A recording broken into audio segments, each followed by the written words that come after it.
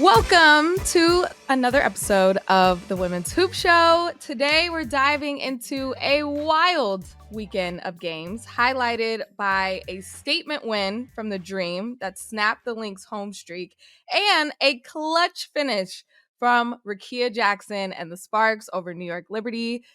A buzzer beater. We haven't had one of those in a while this season, so we're going to talk about that. That was so much fun, but that's just the start.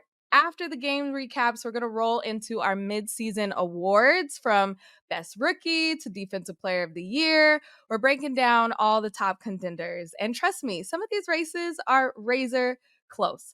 We also got some fun awards to hand out as well. And also, just a reminder, we had 3 episodes dropped last week, and there was a new episode dropped on Saturday that featured Tamika Tremalio, former MDPA executive director, where we talked all things CBA. One of my favorite episodes of the season so far. We got into the nitty-gritty, but also we just answered some general questions that if you're a new fan or you're like, what is the CBA? What are these WNBA players fighting for? We dive into all of that. So go back and listen to that episode as well. But today, whether you're here for the hoops, the headlines, the hot takes, you're in the right place. Let's jump in. Maddie B, welcome back to the Women's Hoop Show. So happy to see you. Happy that you're here. How are you? I'm amazing. So I'm so happy to be here. So happy. So happy to have you back. And woo, there were some games over this weekend. And we talked about it a little bit last week. Everything is playoff focused. Everything after All-Star is like, who is getting to the postseason? And I just feel like everyone's game is like just elevated just a little bit. One, I saw that the Indiana Fever defeated the Aces again, 80-70. The first time that the Fever have beat the Aces back to back ever. It's never happened before. We're in unprecedented times, and the Fever, still without Caitlin Clark, have been handling business without her. But the game I really want to talk about is Saturday's LA Sparks versus New York Liberty matchup. Okay, 101-99. The Sparks get it done. Let me just set the scene. Rickea Jackson has 24 points plus the game-winning bucket. Sabrina has 30 points, her third 30 game of the season. Natasha Cloud had 22 points. Stewie goes down in the first quarter, so she's doesn't return. It's a lower leg injury. But the Sparks put together a near perfect game. Like, they were able to score or shoot over 50% from the floor, over 40% from three, and Rickea Jackson does a backwards layup. I don't even know how to describe it. A backwards layup at the buzzer to defeat New York with only 5 seconds left. She only had 4 points in that second half. Maddie, why are the Sparks so good right now? This is their 5th straight win, longest winning streak in all of the WNBA. I think, one, that's a hard question because they've been playing the exact same this whole season. Like, nothing has changed. They're playing the exact same. I think I want to kind of compare them to the Valkyries right now and be like, it's a team that when they click at the right moment is scary. Mm-hmm. Like, Azrae Stevens has 17 points, 11 boards. Azrae. I think she was probably the biggest snub of an All-Star. I feel like, sure. because she is having an amazing season, and she key player, timely baskets, and is a big part of this team. Why they've been so successful. For sure, but I think, like you said, they shot 50% from behind the arc. If you shooting that much, you better win. You better win. But I mean, like I said, they're just like how the Valkyries were at the beginning of the season. Just came out of nowhere, clicking at the right time, hot from behind the arc, shooting threes. I mean, scoring 100 points. Like, kudos. kudos against this great Liberty team that has size, length, and a good defensive player that I think, she's been on many like defensive teams in T Cloud. So that kudos, 100 points on Liberty is a good sign for them. And like you said, a 5-game winning streak is a good sign for them heading Mm-hmm. into the postseason. Yeah, yeah. No, and you said over 100 points. They scored over 90 points for 5 consecutive games, which is the first time in franchise history. They outscored the Liberty in the paint 54-44, which Liberty, that doesn't happen for them. And especially they don't Doesn't get outscored a lot. They're the number one highest scoring team in the league so far.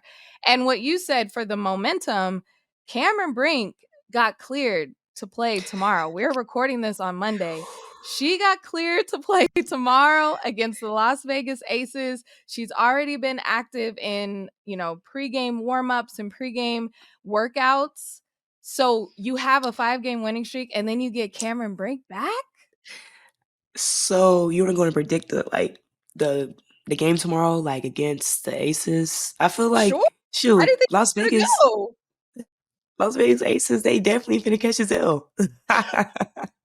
They definitely finna catch his L. They don't know. First of all, they're scoring 90 points in their past 5 games. They Yeah. just came off shooting 50% from behind the arc.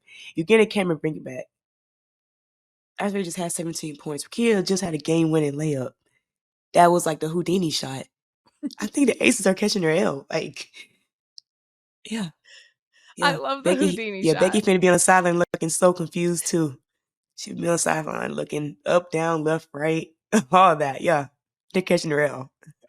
It's a level of confidence that they're playing with. And you know that Cameron Brink, what she brings to this team is not only shot blocking, it's not only scoring inside. And again, I will say it again, we don't have pressure on Cameron Brink coming back from an ACL tear. She's taken over a year off.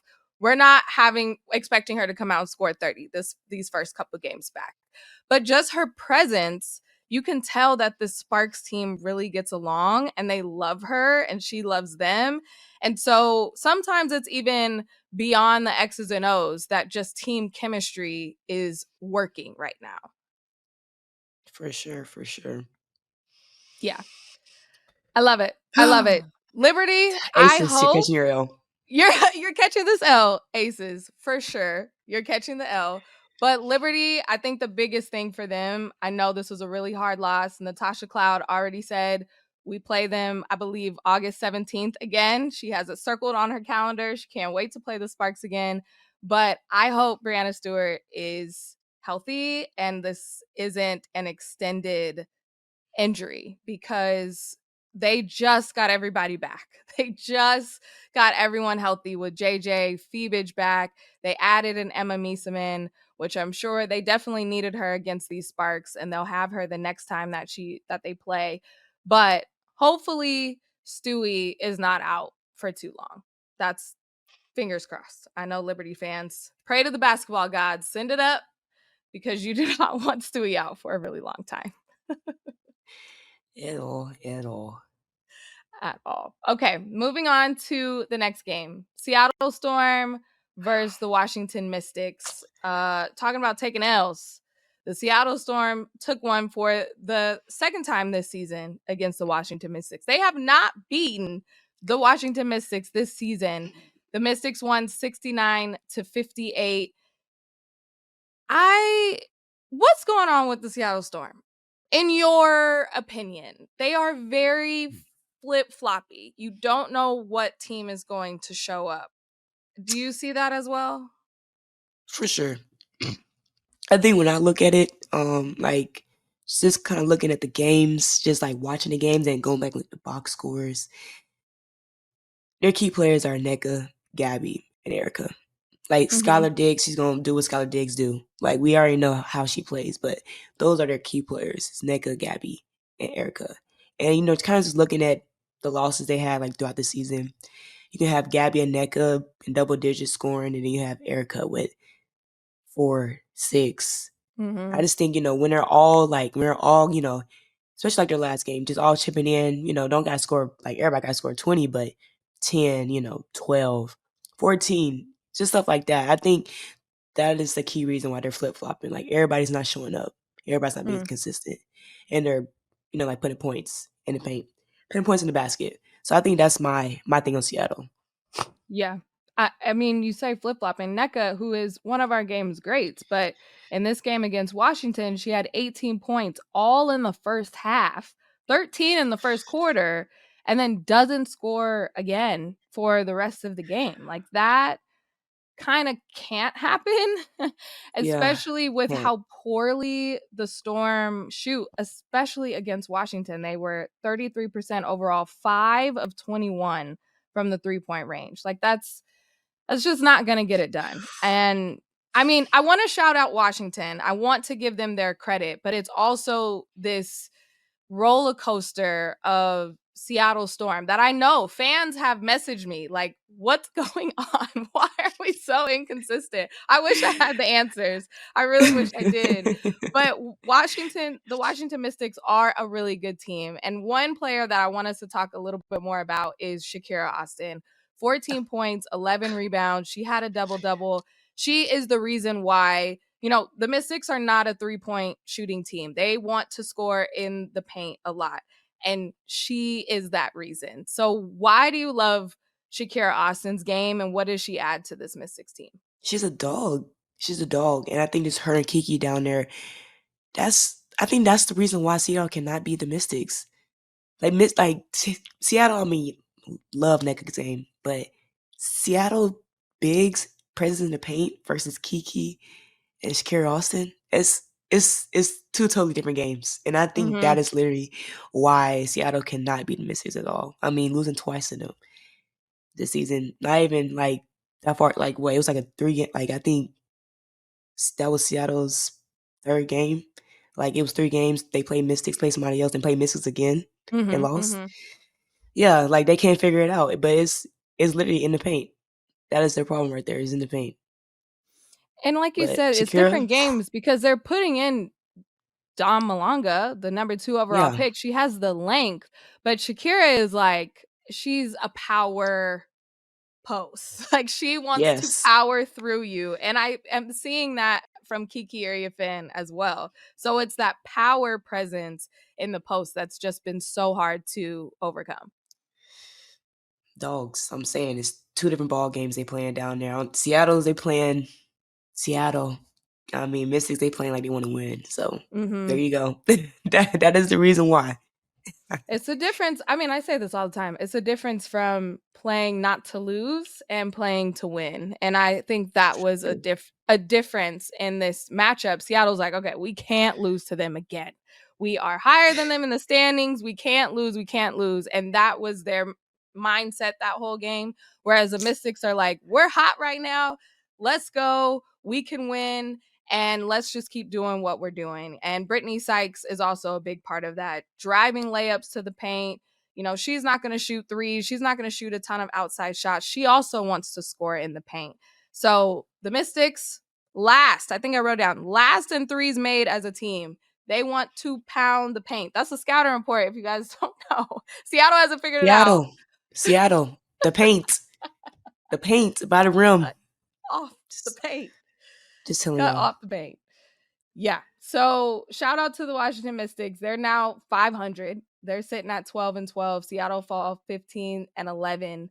Or now they're 12-13 because they lost to the Mercury on Sunday. But Seattle, I feel like their record, I don't know if it reflects how good they could be. I don't know. Like 15-11 to me, you would be more dominant, but you could be like 20. You could have 20 wins easy if you were just more consistent in doing the things that you know how to do. And if Nneka can put 2 halves together, if Skylar can show up on back to backs or things like that, just that consistency. Is it Erica, it's Erica, Erica it's Erica, Wheeler? it's Erica. Oh, I but just, let me ask I you this. mm, Let me ask you this, because Seattle, they're having their rough patch now, but they are very vet heavy. Is yeah. this a team that you think come playoff time, there's a different mode and that consistency will get better because of that veteran presence? Oh, for sure. I think Skylar's gonna crash out by the end, before they even Not get there. So they're gonna be good. I don't really worry about Seattle just because of just their vet heavy squad and the ability that everybody can put a bucket, can get a bucket whenever they want. So, but I know Skylar, she's gonna have it handled before the postseason comes. So I have trust and faith. not the crash out, before the postseason even comes. That's I'm hilarious. calling it. I'm calling it.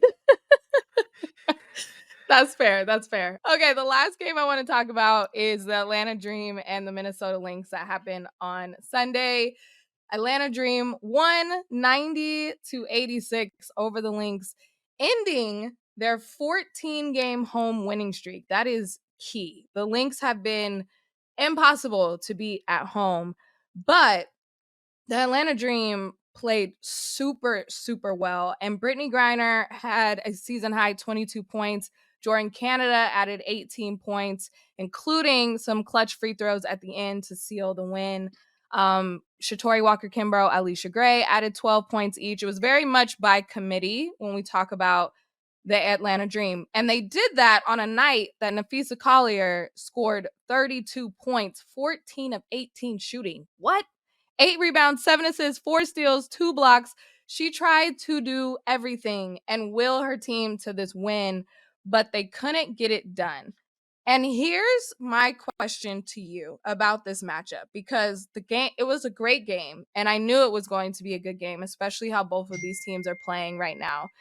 The Lynx, are they undersized? Because you have a game like this where Brittany Griner has a season high and they were just dumping it in her. They were crowding the paint. Alana Smith plays center for the Lynx. They got Jessica Shepard, but this was an issue in the finals. JJ was feasting against the Lynx because they didn't really have someone tall enough to match up with her. So is this kind of the Lynx Achilles heel with height?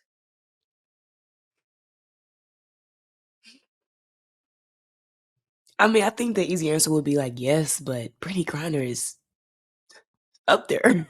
Like, I don't think anybody would be able to, like, if you combine two people's height, sure, you'll guard her, but she's tall as a mug. I'll be mad too, but I mean, just like even looking at the stats, I'm like, there's like how did the Lynx even lose? They shot good. So Yeah. it's not like nobody shot horrible. They shot good. It went down to the free throw line. Free throws, they're free. They're free. They're free. Put that out They're there. very free. Yeah, I don't. This that's a game was good a good point. game, They but I shot mean, hey, 56% from the field.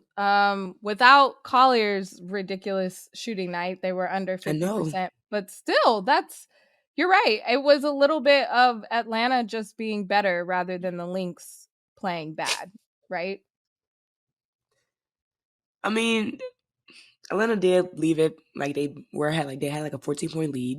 You can look at stuff like that. Minnesota, they kind of shot poorly beginning, kind of picked it up towards the end. Um, Still, like, just they shot great. Not great, but they shot good as Mm-hmm. a team. And that percentage is like a winning. Like you you win games with that percentage. So I think it's mind boggling to me.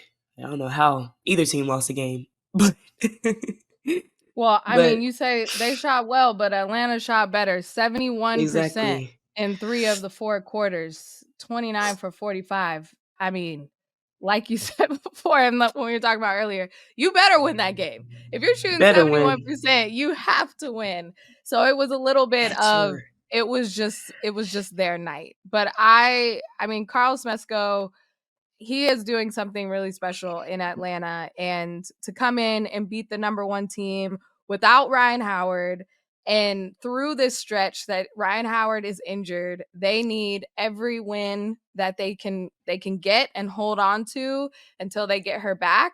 And to do this without one of your star players is huge for Atlanta. I didn't realize Atlanta Dream was 15-10 on the season. Mm-hmm. That is surprising me. I don't know why. Like I know they've been winning games, but I didn't know they won that many games. That's Yes. They're sitting at number maybe 4 right now. They have a maybe home I playoff spot right sheesh. now if they hold on Maybe to it. I'm not doing good. They're doing amazing. I'm not even watching them for like I can't believe I missed that. Mm-hmm.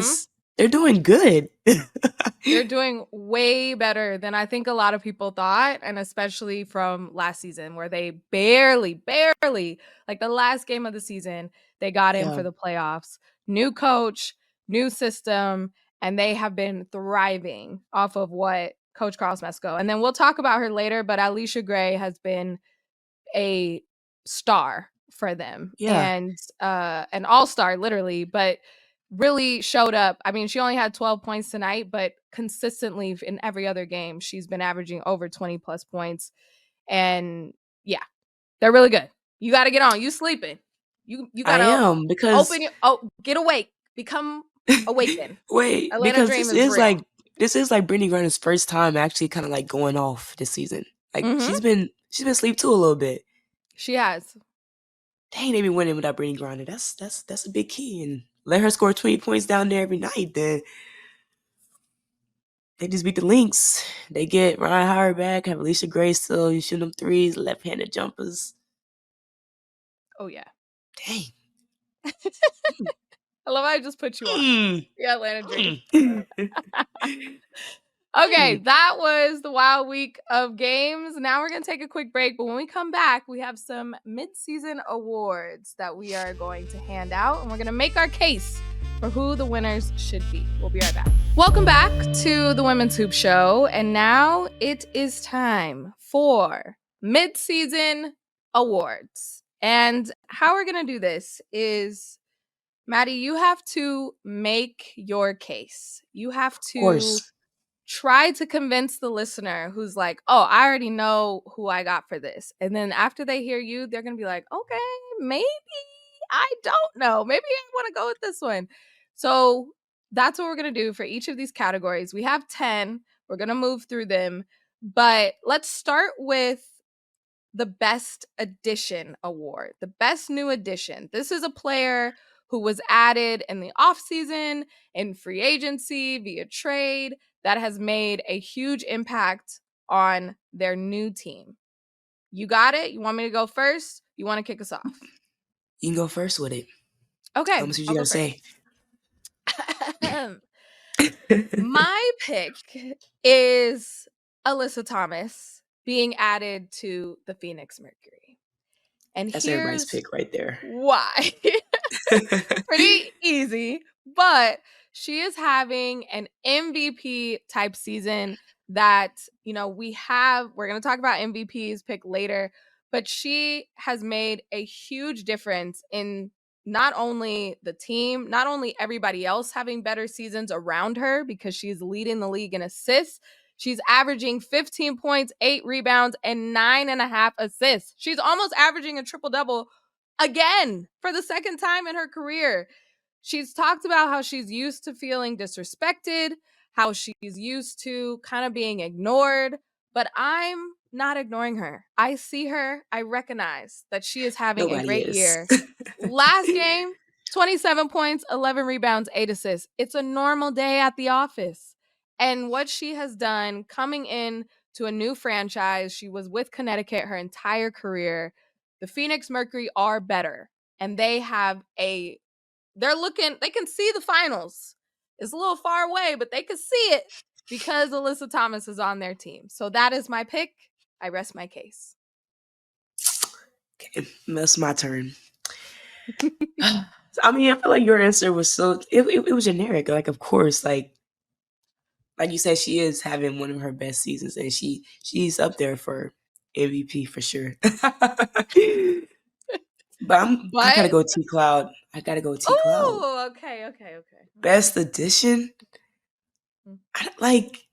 I feel like she don't even have to like put it on the stat line. She don't have to put anything on the stat sheets, and she makes an impact on the court without even touching the ball. Chemistry, energy, defensive minded.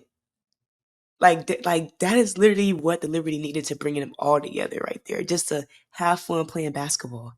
And I would love somebody like that on my team. Just her energy, just coming to every game. Like she wants to win. It's a dog mentality. Like, AT, like almost average triple double. That is amazing. Like I promise it is. Like that's hard to do. But T Cloud, yeah, she's a dog. She's a dog, and she always got my pick. She always got my pick for anything.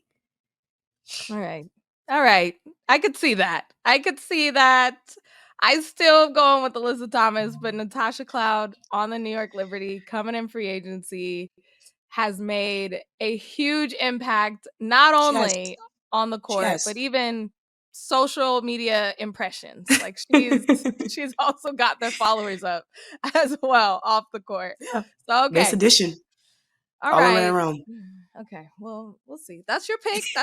We gonna keep it going. That's your pick, but I got mine. That's okay. Now, That's fine.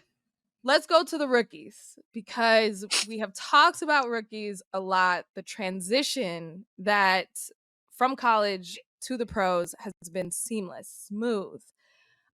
There are a lot of options here. It And I'm going to is. let you go first. At the mid-season point, who is the best rookie so far?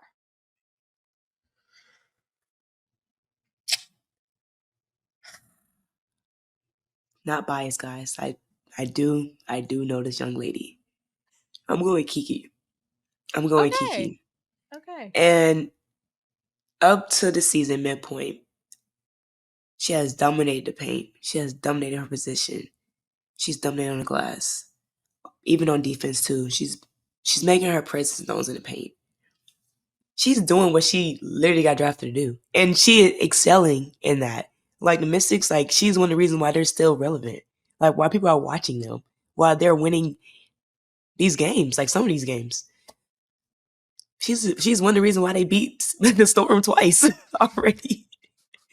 Like Fair. it's Touche. nothing more. Like I think like this is definitely a difficult list like to go off of, but like you gotta give her flowers. She's doing her thing down there.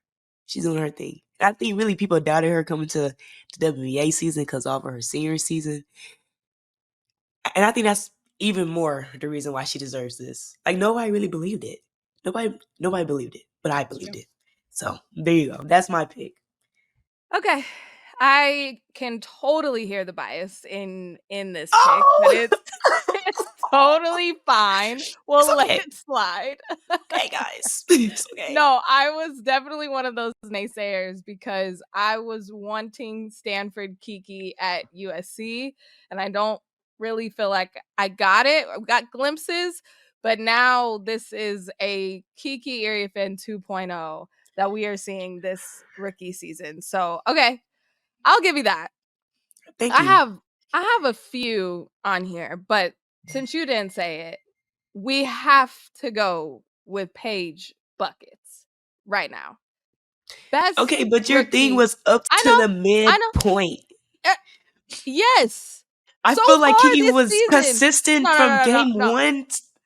Your Honor, You don't feel like excuse me. that. I My gave you the floor. gosh. I gave you the floor. It's now my time. It's now my time. You got it. So, You got it. Paige Beckers, halfway through this season, has looked like the pros of pro. I don't even feel like we can put her in the rookie categories because she is up there with everybody else in the league, top 10, top 5 in a lot of these categories.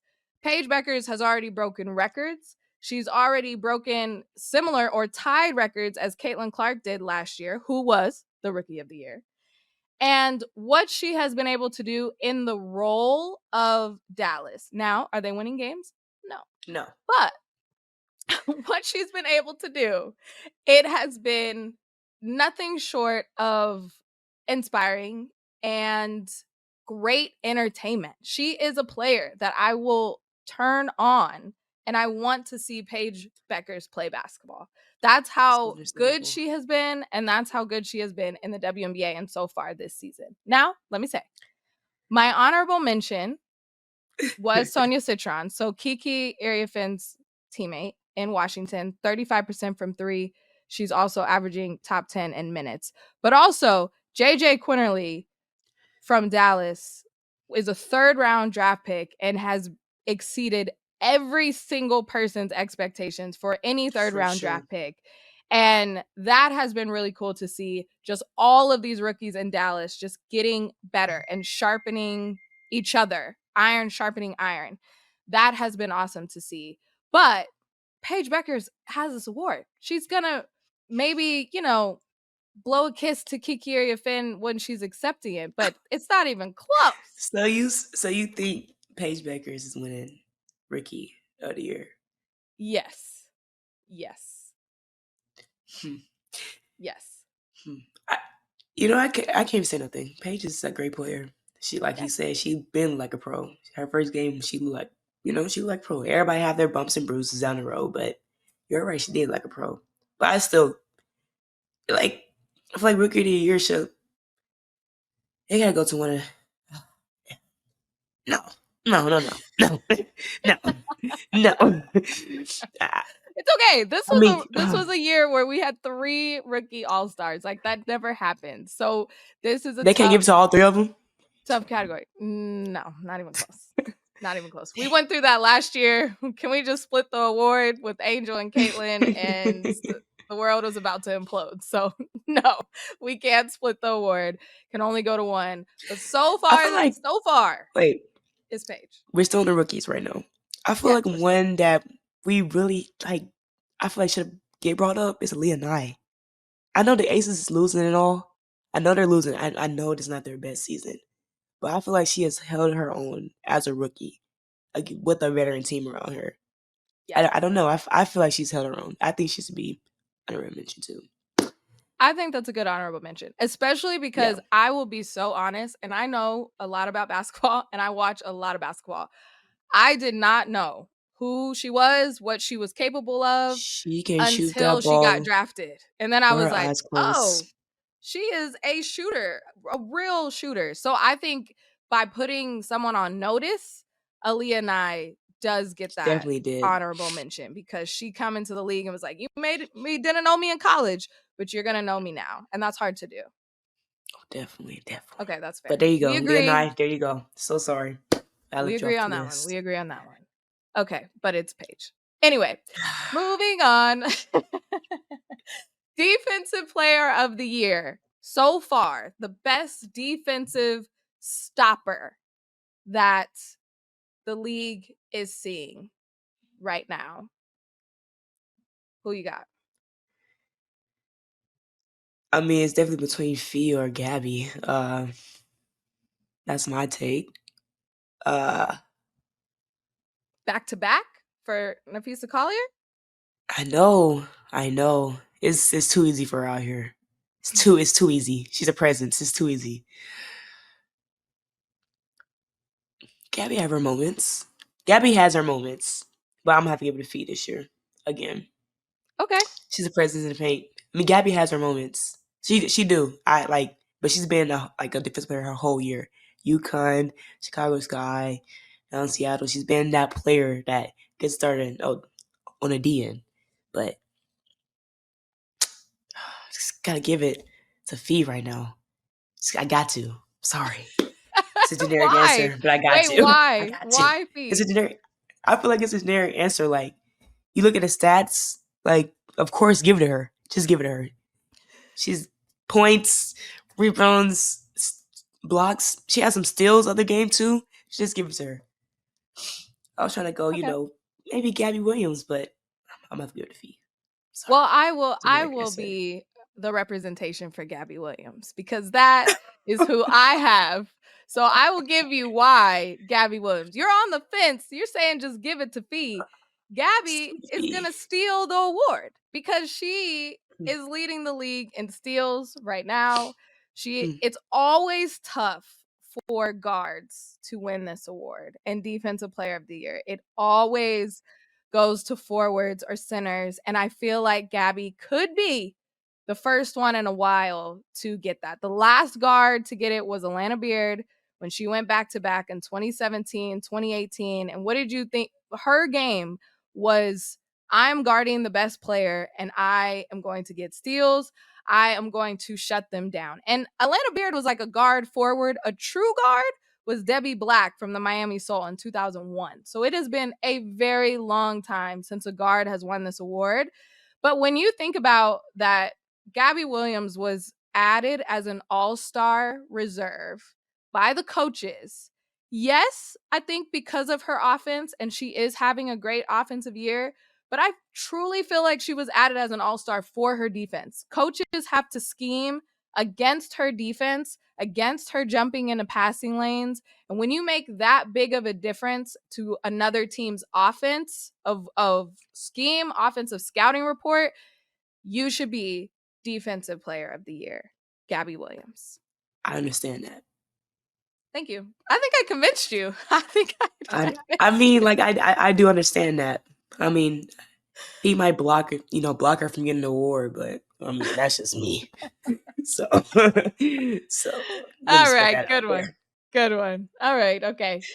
Defense is always a tough one, and these last couple years, it has gone to Asia, Fee, just these really dominant forwards who have been blocking shots, getting rebounds. But I think we can switch it up. I think this is the year to switch it up. A lot of things are getting switched up. Why not do that? Let me convince for a little bit. Okay, you have me convinced. That's a good take. We should take it to them. We should take it to them. Okay, staying with the basketball ones, and we got some fun ones later, but MVP, the most valuable player so far this season, has been bunched up at the top. There are some more names added, but I think it's starting to pull away a little bit. But I would like to make a case. I'm going to go first. I know, and I know who you're choosing. You don't know who I'm choosing. Maybe I'm wrong. Alicia Gray. Alicia Gray from the Atlanta Dream should be in the MVP conversation. And I think she has been an MVP in this first half of the season. And let me tell you why. Not only is she having an offensive explosion, she's having career high averages, 19 points, over 42% from the field, over 40% from three. She is having the best season of her career, but also her team is winning because of these things. So she has helped get her team from an 8th seed to a 4th seed. She's an all-star. She won both the 3-point and skills last year. She played unrivaled. I feel like her trajectory right now is MVP worthy. Now, I will have a little asterisk and say she would be my vote for most improved as well. But I think how she's been balling out, it's like I can hear the MVP chants echoing throughout. So that is my pick, Alicia Gray. Put some respect. And I agree with you, but this is the most valuable player. Not saying that she's been valuable to Atlanta Dream. She's been more than valuable to them. But this is the most valuable player out of the league. Once you think about MVP, you think about, impact. That's what I think about. It's just impact. Like, who impacts their team the most? Maybe I would say Nafisa Collier. But I think I'm just happy at 18. She's came out of nowhere. Like you even stated in our other arguments. Almost averaging triple-double. That is hard to do. Assists, rebounds, and points. They're not even really healthy yet. And she's impacting this team, being a big impact on this team. They're winning games. They're beating teams that I didn't think they were going to beat halftime. The Lynx were one of them. She's the reason why that team right now they will have a deep playoff run. She keeps playing like this. She keeps putting up these numbers. I mean, no, she will. She's a veteran. She knows how to play basketball. Like, I think she's having a redemption season. Like she's making, like, she's putting herself out there. I'm not saying she's like, she's not known. She's been a good player, but this season right here is a little bit. It feels personal. It She's does. running people over still. I mean, she haven't choked somebody this year, but we'll see that probably one of these games. But it's definitely, I think this is her MVP season. You like it's the same thing with the NBA. How you had Jokic and Shea. Like, you have one average triple double, and then you have one who's just leading the league in scoring. I think the most valuable player should go to the person who has the most impact on their team, and I think that's AT. Thank Mm, you, thank you, okay. All thank you, right. That thank was you. not bad. I think you have a really good case I for think I do, but I Alyssa think she should win. Thomas. I think she should Yes. win. And someone else actually tweeted this, kind of reacting to her last almost triple double in the last game. This is a reoccurring theme that AT has been doing, but saying that, maybe some of us media, I don't know if I put myself in this category, but have kind of already given the award to Nafisa Collier. We've already just been pushing We that have. narrative so much that Alyssa Thomas is just like quietly having this MVP type year and I think about this even last year, even the year before that. When we look back in the history books and we look at what she was able to do night after night for so long and consistently, it's going to be weird if she doesn't have an MVP award At in least one time. right in her prime, At least in this one time. era of her career. I agree with that. I agree with that. So maybe, like, if Mercury just keep on winning and Lynx Yeah. just keep on losing its habit, and we might see we might see some turn in their heads. So that's what Okay. Okay. We'll see. We'll I see about believe. that one. But it's fair that you made a good argument. You made a good argument. You made a good Thank one. you. Thank you. Okay. So the last one before we cut to break, 3-point sniper. So this is so far, and we can go off of percentage of who's Of having, course. higher percentage, just the best shooter right now in the league. But I want to say the midseason award for a sniper, a person that you're drawing the play for. If you need a three to tie or to win, this is a player that you want to shoot the ball. Who you got as the best 3-point sniper midseason? Kayla McBride. And that will always be my answer. Okay. Quick release. I like I'm I'm drawing a play up and I'm turning my back because I know she's gonna make it. I'm putting my hands up because I know she's gonna make it. I'm celebrating. I'm already celebrating before the shot even. After the play, I'm celebrating. Then I gotta walk on the court. I know it's going in. That is a straight sniper. And if y'all say otherwise, then I think y'all are crazy. Like, y'all have not watched this girl. Y'all have not. She's not a girl. Y'all have not watched this woman. This grown lady. And yeah, Not and this that's my grown case. lady. This grown lady. She's grown. That's a sniper. All right. If Allie Quigley was still in the league, I would have said her, but Yeah, Kayla that's McBride fair. is next. Okay. Okay.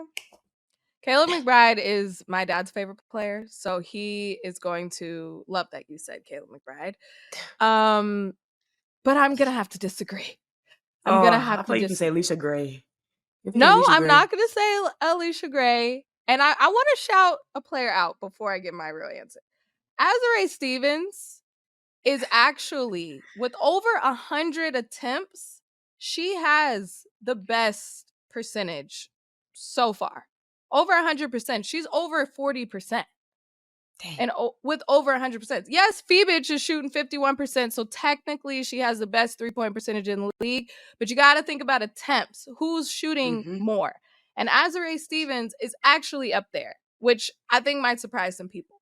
But with the season that they are having and we talked about it, the craftiness and the way that I know she's going to get open to hit this shot, and it's lefty, so it's hard to block. Game on the line. I'm going Kelsey Mitchell. I'm going Kelsey Mitchell. She's going to fade away. She's going to cross over. She's going to step back. She's going to find a way to get this shot and get it open, especially game speed. And she's going to beat you to the spot. Over 38% or at 38% right now, shooting from three. Again, over 100%. So she has been letting them fly. Kelsey Mitchell, 35 piece just the other game. She's had 30 pieces, averaging over 20 points, having a amazing season. I need a bucket. Kelsey Mitchell, get the ball. Get the ball. Go. I'm not even drawing a play. I'm saying get the ball, shoot the three, or drive to the basket, whatever you need to do. But I need you to score because we need a bucket, and I believe in her that she'll give me a bucket. Kelsey Mitchell. Final answer. I mean, that was my next pick, honestly. But the whole thing was sniper. Kayla McBride is a sniper. Like, it's on the scouting report. That's fair. I think Kelsey Mitchell is still considered a sniper. I still think I would put her in that category. Listen, somebody could literally cover Kayla's eyes up and she's still making the three. That's how much of a sniper she is. You can literally cover both her eyes up. And out of 10 attempts, she's making 5 with her eyes closed. With somebody covering her eyes. That's a sniper right there. There you go. I rest my case. I don't gotta say anything. Okay. We've seen it. I love Kayla McBride, so I can't even really disagree because I really do love K-Mac. She is a sniper. I mean, of course, we got Sabrina is also in this list. She just won the 3-point competition, Generic 11 in a row. Answer. She's definitely, but yeah, I feel that. So we had to give our case to maybe some other people to get their shine. Yeah. And Kelsey Mitchell, you're also a sniper too. Don't listen too much into this. You are also a sniper. I believe in you. Game on the line. Yeah. Go get me a bucket, Kelsey Mitchell. Okay. But I wanted. I'm not going to give you time to rebuttal. Let's take a quick break. When we come back, we have some more fun ones to give out. We'll be back. Welcome back to the Women's Hoop Show. We're still giving out midseason awards here. I don't know if it's, we're not really keeping score because it's not about that. We're just trying to have fun. But I do think I am making some stronger cases here. Just want to throw that out there. All right. I'm just kidding. Let's go with the best coach so far in this halfway point. I know we have talked a lot about who maybe is not doing so hot in the coaches front, but coaches who could be coach of the year right now in the midway point. Who do you have?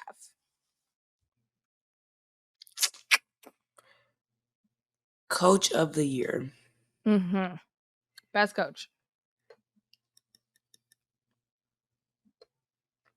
I mean, it's definitely the Lynx. Cheryl Reed, for sure.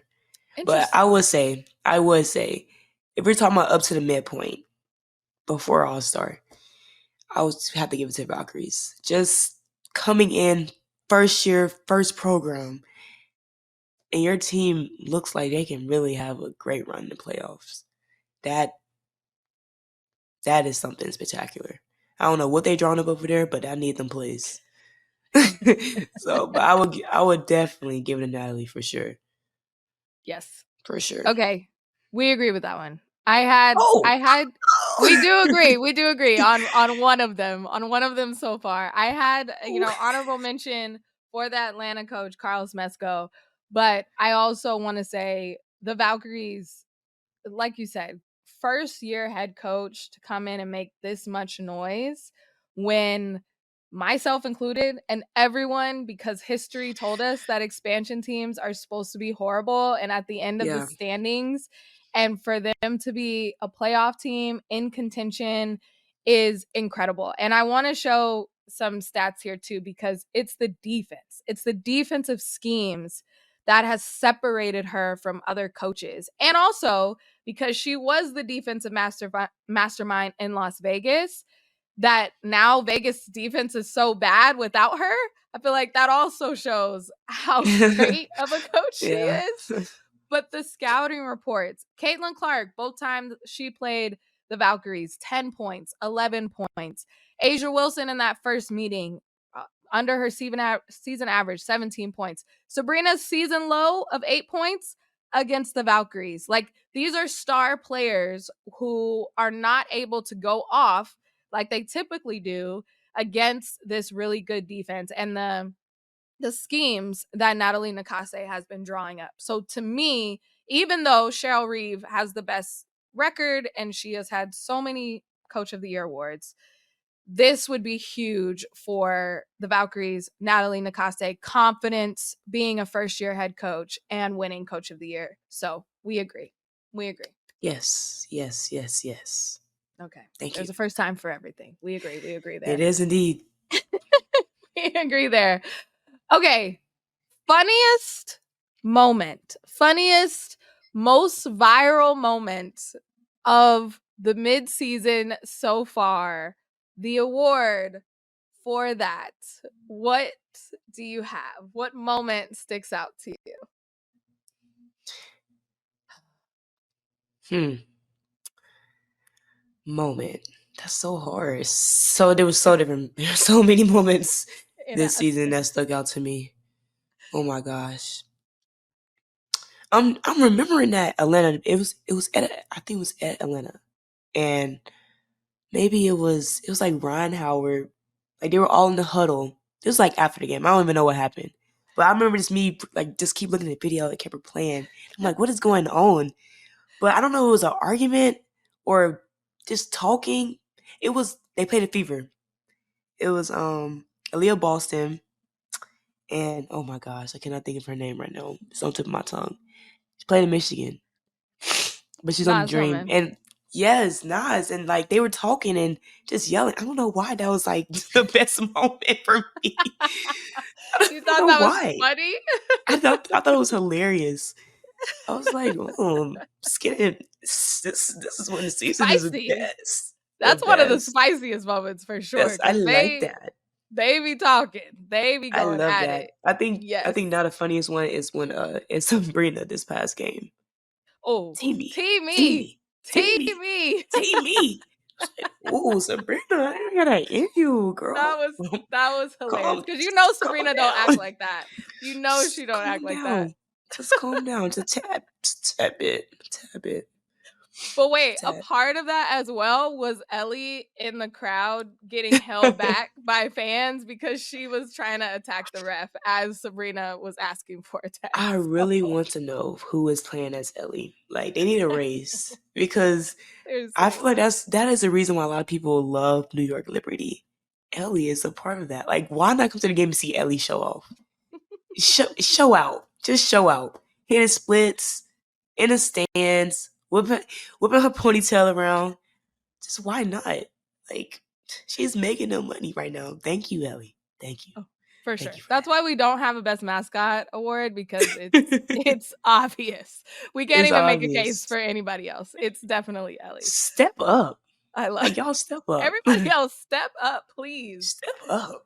I love it. Okay, those are some good ones, especially some spicy moments. But my moment so far, this might totally be recency bias, but something that made me laugh so hard out loud was the Stud Buds live stream and seeing our very own Commissioner Kathy Engelbert dancing to Nuck If You Buck in front of in a club on a live stream with Courtney Williams and Natisha Heidemann might go down in history as one of the funniest things that I have ever witnessed. And it is a sentence of all of those things that I never thought would go together.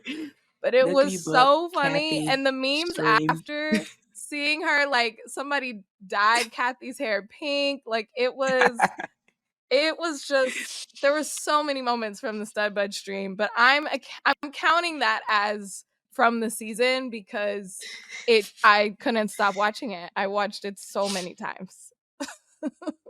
Yeah, don't know. That was different for sure. Different. Not If You Buck, just the song choice was just chef's kiss. It was incredible. Okay. So many funny moments, so many viral moments that has happened this year. Let's talk tunnel fits before as we wrap up. Tunnel fits best dress so far this season. Who do you have? This was Tiffany a tricky Hayes. one. Oh, okay. Tiffany Hayes. All Tip. right. I love her fits. Maybe it's because I would wear them. Like, maybe because I could see myself in them. But they seem so her. Like, just, it seems so, like, it's just, I think it goes unnoticed, but she can definitely dress. She can definitely put me in a style. And I will allow her. And I would love the style. But that's my pick. That's a good pick. That's a great pick. Thank you. Especially Thank you when so you think much. of it from the point of view of like who you would want to switch closets with. Tiffany Hayes Exactly. has a whole, it's a look, you know, top to Yes. bottom. It's a whole look. Literally. Okay. You're not. Now, your turn. Okay, my I think turn. mine might win. That's a good one. I'm going to go with Olivia Nelson-Ododa.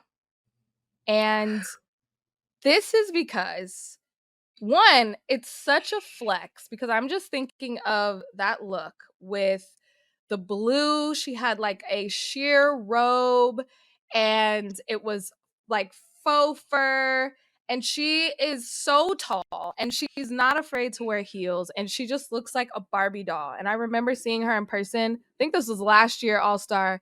And she had on like 7-inch heels.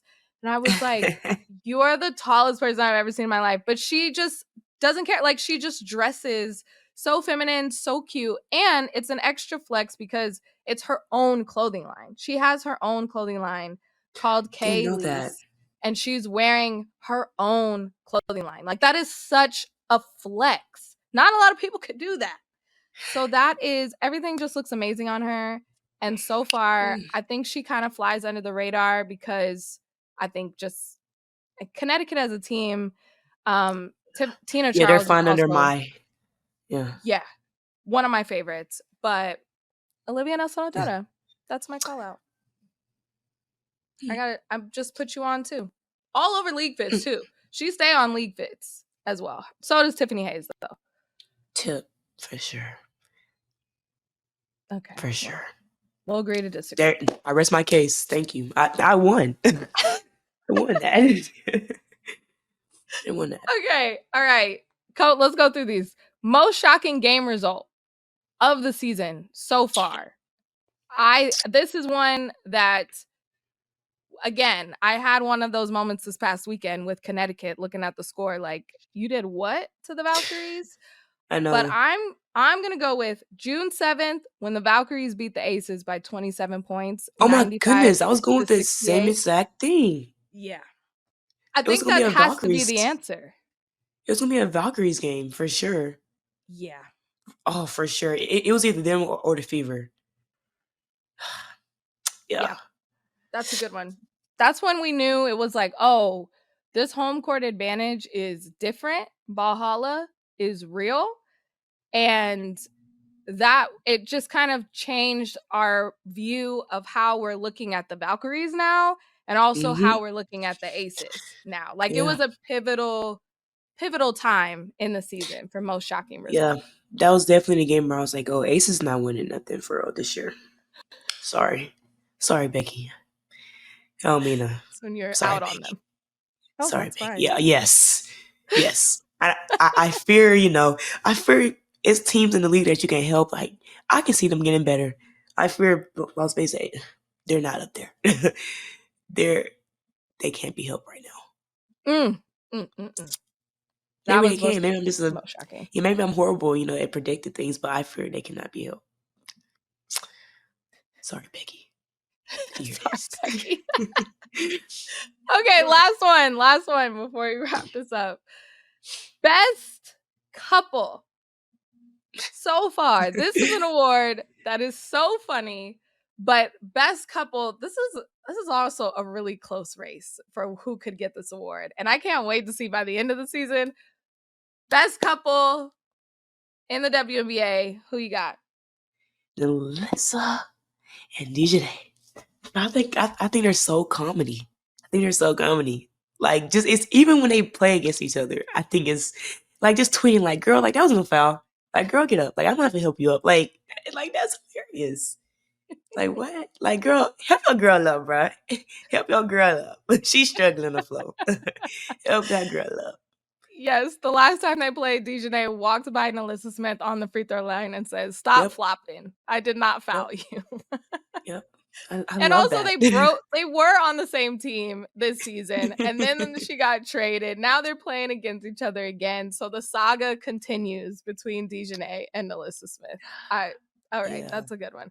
But I'm gonna have to go with a couple that I don't even know if they are a couple. I don't know if they're trolling us or what. But Marina Mabrey and Sanaya Rivers. Connecticut Sun.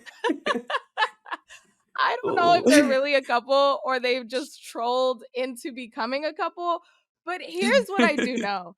Marina Mabrey was demanding a trade at the beginning of this season. She did not want to be there. She wanted to be far away from a rebuild year. And now she loves it there. Loves it there. And she's taken dancing classes and cooking classes, and her followers have gone up from all this content between her and Sanaya Rivers. And I just feel like they are so adorable. They are hilarious. If you saw them at All-Star Weekend, mic'd up while watching the game, it was so funny. And I don't know, are they a couple? I'm not sure, but I really love them together. And I think they're going to end up being Instagram a couple. Yeah. TikTok couple. A live couple. I don't know what to call it.